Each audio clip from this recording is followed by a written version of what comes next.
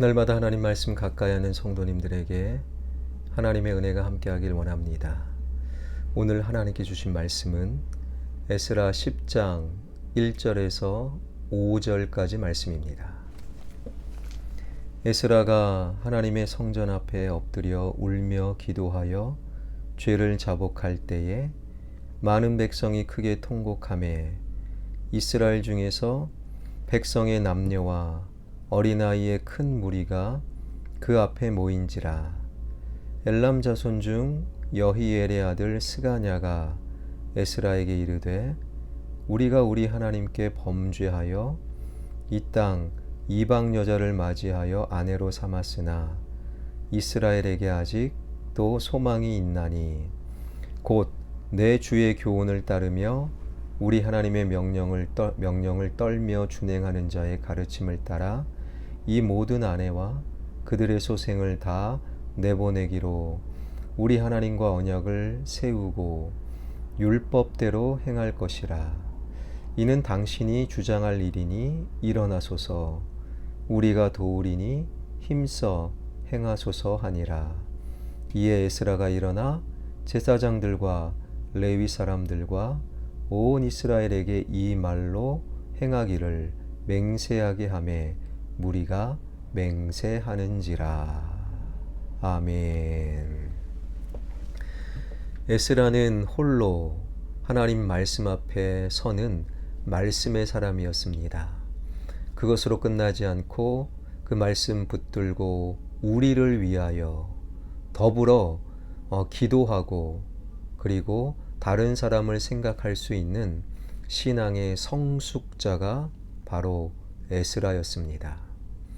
그런 에스라의 이야기는 계속 이렇게 이어지는데 오늘 본문 1절입니다. 에스라가 하나님의 성전 앞에 엎드려 울며 기도하여 죄를 자복할 때에 많은 백성이 크게 통곡하며 이스라엘 중에서 백성의 남녀와 어린아이의 큰 무리가 그 앞에 모인지라. 그러니까 에스라가 하나님의 전 앞에 엎드려 우리를 위하여 이스라엘 전 민족을 위하여 울며 중보 기도를 드렸는데 때마침 그때 많은 백성들이 심히 통곡하며 기도하는 에스라 그 한 사람에게 모여 들어왔다라는 거예요. 에스라 한 사람의 기도에 포로 귀한 자들, 백성들은 반응을 한 것이지요. 에스라 한 사람의 진실한 기도로 자신의 죄의 심각성을 깨닫지 못했던 포로 귀한 자들, 하나님의 백성들이 영적으로 큰 자극을 받아 마침내 전 민족적인 회개 운동이 일어나기 시작한 것입니다. 9장에서 에스라의 기도 내용만 보면요, 이스라엘은 더 이상 희망이 없어 보였습니다. 그 엄청난 포로 귀환 자들 전체의 범죄에 비해 에스라 한 사람의 중보 기도가 무슨 힘이 있을까라는 생각까지 들었지요. 그런데 에스라 한 사람이 하나님의 전 앞에 엎드려 기도하자 많은 백성들이 에스라에게 모여들어 함께 회개함으로써 민족적인 회개 운동, 부흥이 일어나게 된 것입니다. 여기서 우리는 진실하고 의로운 성도 하나가 공동체에 미치는 엄청난 영향력을 발견하게 됩니다. 성경의 역사를 보면 의인 한 사람의 힘과 그의 신앙과 결단과 영향력이 얼마나 대단한지를 더욱 실감하게 되지요. 아브라함 한 사람의 결단과 순종은 이스라엘 선민을 탄생시키는 원천이 되었습니다. 모세 한 사람의 신앙, 그 영향력이 출애굽의 역사를 만들어내었지요. 또한 사무엘 한 사람의 지도력이 이스라엘을 통일 왕국으로 만드는 발판이 되었으며 다윗의 신앙은 이스라엘 역사상 가장 강성하게 그 다윗 신앙 한 사람으로 인하여 이스라엘을 역사상 가장 강성한 나라로 만들었습니다.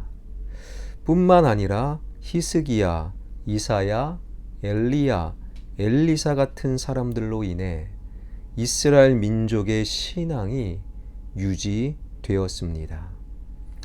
여러분, 그뿐입니까? 지금 전 세계의 교회가 누구 때문에 세워진 것입니까?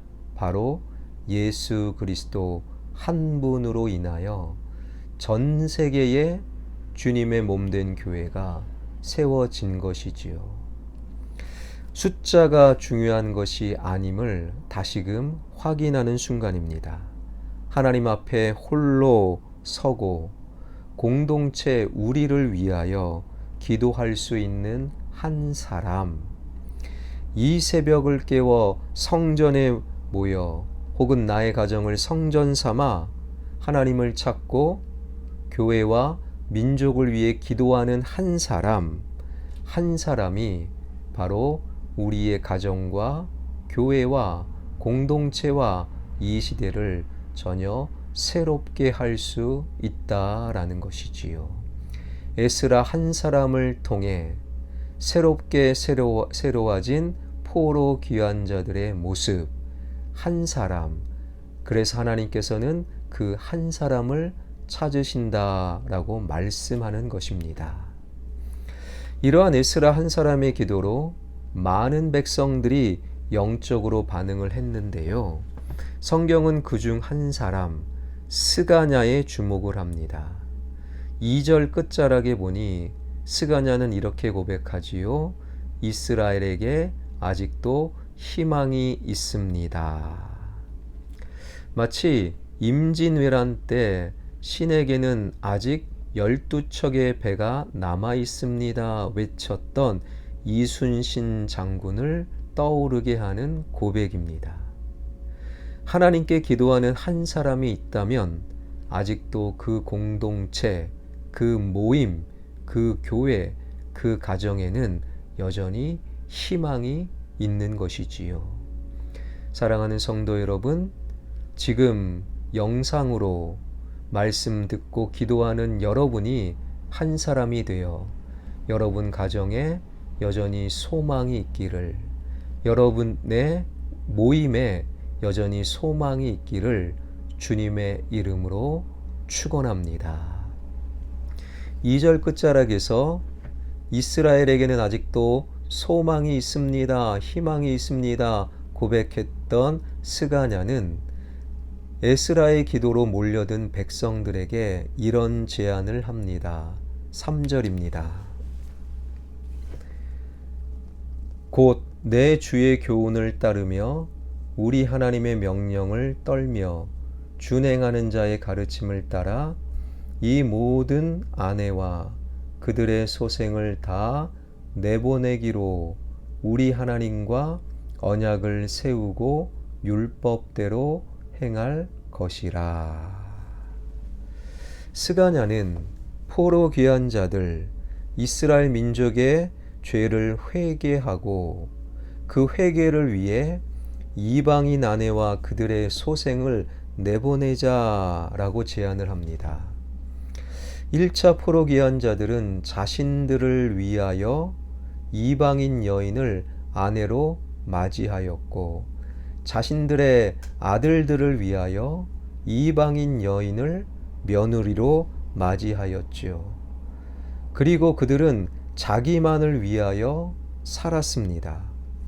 그런데 이제 그 이방 여인들과 소생들을 내보내므로 자신들을 위한 삶에서 돌이켜 회개하여 하나님을 위한 삶으로 돌이키자 스가냐의 제안이었습니다.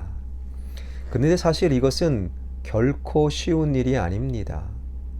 아무리 이방인이요 그 여인들로 인해서 하나님께 가증한 범죄를 저지르고 거룩이 무너졌다 할지라도 적어도 수십 년, 수년부터 많게는 수십 년을 함께 살아온 아내요 그의 소생 즉 아들들과 딸들을 하루아침에 내보낸다라는 것은 어려운 일입니다. 사실 이러한 일은요, 오늘날 상상할 수도 없는 일, 이러한 일을 행할 때 사회적인 지탄을 받을 수밖에 없는, 그러니까 나의 배우자가 나의 신앙에 장애물이 된다고, 나의 배우자를 쫓아내고 나의 자녀가 나의 신앙에 마이너스가 된다고 나의 자녀를 쫓아낸다. 오늘날은 있을 수 없는 일입니다. 그러나 이러한 있을 수 없는 일을 성경 한복판에 기록하심으로 말미암아 그 강조점은 무엇에 있습니까? 자신만을 위한 삶에서 하나님을 위한 삶으로 방향을 바꾸고 하나님의 백성의 거룩을 회복하기 위해 이러한 어려움도 마다하지 말아야 한다. 윤리적으로 보면 있을 수 없는 일입니다. 그러나 그만큼 하나님을 향하여 방향을 바꾸는 회개가 참으로 중요함을 우리에게 보여주고 있다라는 거예요. 신앙에 마이너스가 된다고 가족을 쫓아내라. 그것은 오늘날 그대로 적용할 수는 없습니다. 그러나 우리가 이 스가냐의 제안과 이 스가냐의 제안 속에서 에스라를 중심으로 전 민족적인 회개 운동, 부흥 운동이 일어날 때 실제로 이방인 아내와 아들들과 딸들을 내어 쫓는 장면이 말씀을 읽다 보면 실제로 벌어졌습니다. 그것은 회개가 그만큼 중요하다. 회개는 말로 하는 것이 아니라 우리의 행함으로 하나님께 방향을 바꾸는 것, 나를 위하여 살던 나의 삶의 방향을 하나님을 위하여 사는 것, 이것이 중요한데 그 방향을 바꾸는 회개를 위하여 장애가 되는 것, 마이너스가 되는 것은 기꺼이 내어 쫓고 포기하고 내려놓을 수 있어야 한다라는 거예요. 회개가 중요하다. 그러나 오늘날 이 시대는 어떻습니까? 하나님을 향하여 있던 우리의 시선이 점점 세상으로 향하고 있다라는 거예요. 하나님께 돌이켜야 되는데 세상으로 돌이키고 있는 이 시대에 더욱더 하나님께 방향을 바꾸는 회개가 중요함을 하나님께서는 우리에게 말씀하고 계십니다. 하나님께 방향을 돌이키는 한 사람, 하나님 중심으로 살아가는 한 사람, 홀로 그리고 우리 더불어를 생각하는 성숙한 신앙인 한 사람이 그 가정을 살리고 그 모임과 교회를 살리고 민족 전체를 살릴 수 있다라는 것이지요. 사랑하는 성도 여러분, 그런 한 사람이 되어 우리의 가정, 우리의 교회, 이 나라 이 민족을 전혀 새롭게 하는 하나님이 찾는 한 사람, 저와 여러분이 되길 주님의 이름으로 축원합니다. 기도하겠습니다. 에스라 한 사람의 하나님께 무릎 꿇은 기도를 통해 전 이스라엘 민족이 회개와 부흥을 경험했던 것처럼 이 시대 우리가 에스라처럼 한 사람이 되길 원합니다. 많은 숫자가 필요하지 않습니다. 하나님 말씀 앞에 서고 우리를 위하여 기도하는 한 사람, 하나님 중심으로 방향을 바꾸는 한 사람, 방향을 바꿀 때, 회개할 때 불필요한 것, 방해가 되는 것 기꺼이 포기하는 한 사람으로 인하여 그 가정은, 교회는, 그 나라 그 민족은 전혀 새로워집니다. 그런 한 사람이 되게 하여 주옵소서. 코로나19 주님 손에 맡겨드리오니 주님 붙잡아 주시고 해결해 주시고 더 이상 코로나19가 우리 예배와 신앙의 방해물이 되지 않도록 인도하여 주옵소서. 코로나19 3년여 동안에 하나님께 등 돌리고 교회에 등 돌리고 예배를 등한시한 영혼들 다시금 주님께로 돌이키는 역사가 일어나게 하여 주옵소서. 살아계신 하나님 붙잡아 주셔서 지역개발과 성전 건축 주님의 손안에서 가장 아름다운 길로 인도하여 주옵소서. 살아계신 하나님, 이 땅을 불쌍히 여겨주시사 정권이 새롭게 바뀝니다. 청와대와 또한 이 나라에 새롭게 세워질 장관과 정치 지도자들 불쌍히 여겨주시고 그들 국민들을 생각하게 하여 주시고 언론에서 들려오는 장관 후보들 그리고 심지어 영부인이라고 하는 사람조차도 법을 마음 놓고 어겼던 그러한 안타까움, 그러나 그 자리에 앉아서는 정말로 정신 차리고 국민들을 위하여 최선을 다하는 대통령, 장관, 청와대, 국회의원들, 지도자들 되게 하여 주옵소서. 이 나라의 민족 한국교회를 새롭게 하여 주시고 복음 들고 전 세계에 나가 계신 선교사님들 그들의 영혼을 붙잡아 주셔서 성령의 충만함으로 말씀을 전하게 하여 주시고 교회가 세워지게 하여 주시고 주님의 뜻이 그곳에 임할 수 있도록 인도하여 주옵소서. 예수 그리스도의 이름으로 기도하옵나이다. 아멘.